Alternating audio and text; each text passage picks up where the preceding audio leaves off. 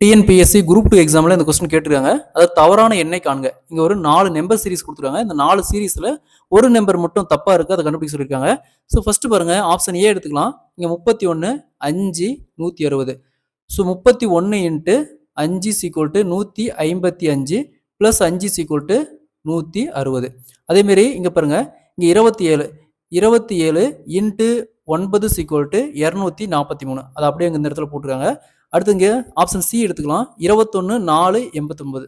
So 21 into 4 equal 84 plus 5 equal 89. அடுத்தது 13 8 109. So 13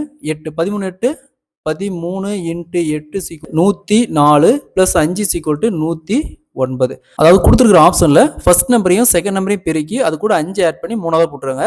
option ஏலையும் அதான் போட்டுருங்க, ஆப்ஷன் சிலையும் அதான் போட்டுருங்க, ஆப்ஷன் டிலையும் அதே ஃபார்மெட் தான் யூஸ் பண்ணியிருக்காங்க. ஆப்ஷன் பியில் மட்டும் பெருக்கி அப்படியே போட்டாங்க. இந்த இடத்துல என்ன வந்திருக்கணும்? 248 வந்திருக்கணும். இதுதான் தப்பாக இருக்குது.